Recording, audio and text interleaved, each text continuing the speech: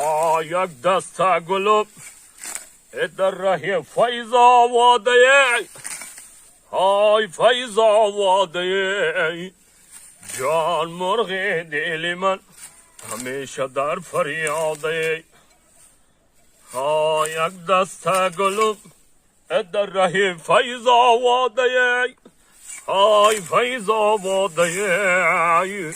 های مرغ دل من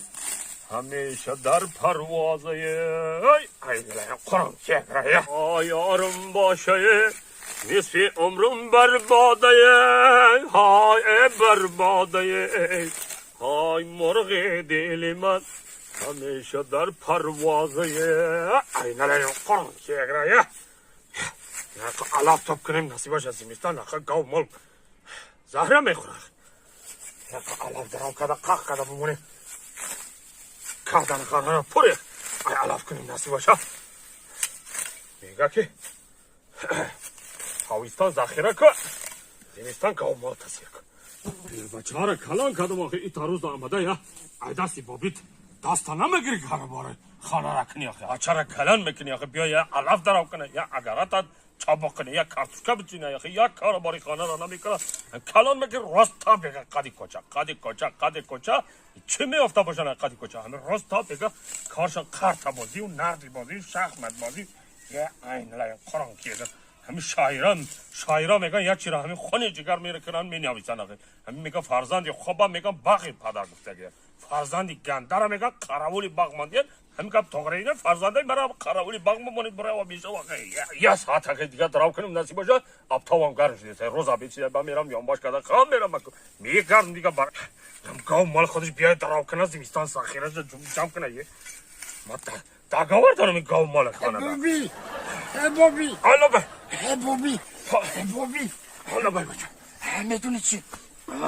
بابی جان هیچ نگفت نه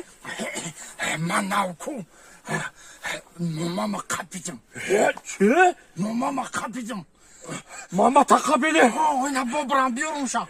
ایلا قاقل که آورو بخته دارده میرمش میارم شد شرمنده شدم آورو بخته باباش قپیده ماما جان مطرح از کن ماما جان پیش بابی میبرم وقتی را نقل میکن من باور نکدیست رفتیم ماما جان پیش رابگاکی بابین باور نکدیست این بابینچ کسی رفتی؟ دیگه من زندگی کدن نبخوام در بینی مردم شرمنده شدیم بینی همسایه ها دیگه بابی این ماما ما وردم ماما تا آوردی بگه به من دفکشه دیگه من روی دیدن نمیخوام آخی چی با بابی؟ پیش مردم دبا شرمنده شدم من این خیانت کار دیگه نمیخوام من خودم بکشم بابی آورم ریخ بابی جانه برای چی ختم یکشی آخه تو نگفتی که ماما ما قپیدم گفتی که بابی جان حالا بای میدونی چی؟ من ماما مدبوری اولی سل قپیدم این سل قپیدی کامپیری مادر هیچی لحظی نباشه